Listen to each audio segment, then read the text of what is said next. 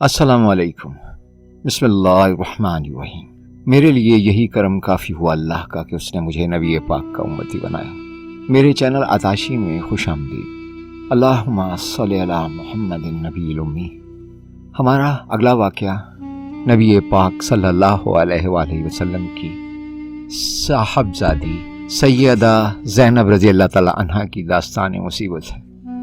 سیدہ زینب رضی اللہ تعالیٰ عنہ جب پیدا ہوئیں تو اس وقت نبی صلی اللہ علیہ وسلم کی مبارک قریباً 30 سال کی تھی۔ ان کا نکاح مکہ ہی میں ابو العاص رضی اللہ تعالیٰ عنہ بن ربی سے ہوا تھا۔ ابو العاص رضی اللہ تعالیٰ عنہ کی والدہ حالہ بنت خویلد حضرت خدیجہ رضی اللہ تعالیٰ عنہ کی سگی بہن ہیں۔ یہ نکاح حضرت خدیجہ رضی اللہ تعالیٰ عنہ کے سامنے ہوا تھا۔ سیدہ زینب رضی اللہ تعالیٰ عنہ اپنی والدہ کے ساتھ ہی داخل اسلام ہو گئی تھی، مگر ابو العاص رضی اللہ تعالیٰ عنہ کا اسلام تاخیر میں رہا۔ جنگ بدر میں ابو العاص رضی اللہ تعالیٰ عنہ قریش کی جانب تھے۔ ان کو عبداللہ بن جبیر بن نعمان انصاری نے اسیر کر لیا۔ سیدہ زینب رضی اللہ تعالیٰ عنہ نے ان کے فدیے میں اپنا وہ ہار بھیجا تھا جو خدیجہ رضی اللہ تعالیٰ عنہ نے بیٹی کو جہیز میں دیا تھا۔ ابتدا ایام نبوت میں کافران مکہ نے ابو العاص رضی اللہ تعالیٰ عنہ کو بہت اکسایا کہ وہ حضرت زینب رضی اللہ تعالیٰ عنہ کو طلاق دے دے، مگر اس نے ہمیشہ انکار ہی کیا۔ ایک موقع پر آپ صلی اللہ علیہ وسلم نے اس فعل کی توصیف شکر گزاری کے ساتھ فرمائی تھی۔ ابو العاص رضی اللہ تعالیٰ عنہ نے اسیری بدر سے رہائی پاتے ہی نبی صلی اللہ علیہ وسلم سے وعدہ کیا سیدہ زینب رضی اللہ تعالی عنہ کی اجازت دے دے گا۔ چنانچہ سیدہ اپنے والد مکرم کی خدمت اقدس میں پہنچ گئیں۔ سفر ہجرت میں سیدہ زینب رضی اللہ تعالی عنہ کی مزاحمت حبار بن الاسور نے کی تھی۔ اس صدمے سے ان کا حمل ساکت ہو گیا تھا۔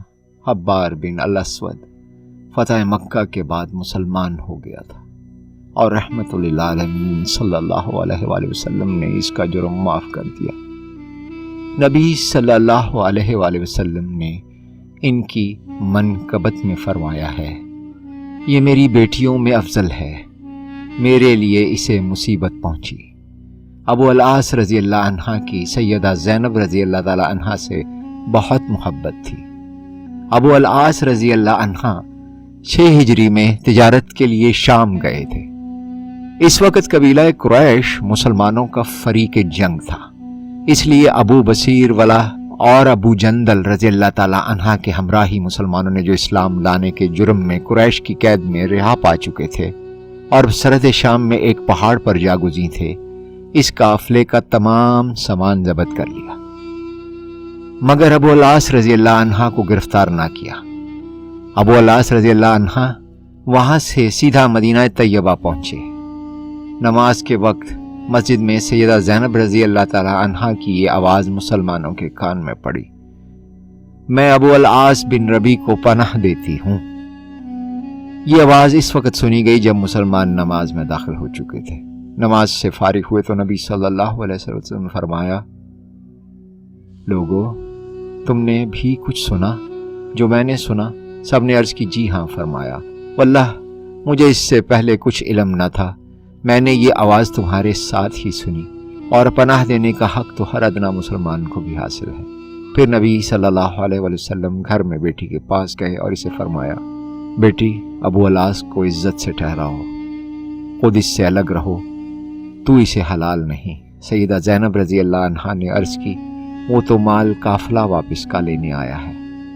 تب نبی اکرم صلی اللہ علیہ وسلم نے لوگوں سے یہ تقریر فرمائی، اس شخص کے متعلق جو ہم میں سے ہے وہ تم جانتے ہی ہو، تم کو اس کا جو مال ہاتھ لگ گیا ہے تو یہ داد الہی ہے، مگر میں پسند کرتا ہوں کہ تم اس پر احسان کرو اور مال واپس کر دو، لیکن اگر تم اس سے انکار کرو گے تو میں سمجھتا ہوں کہ تم زیادہ حقدار ہو۔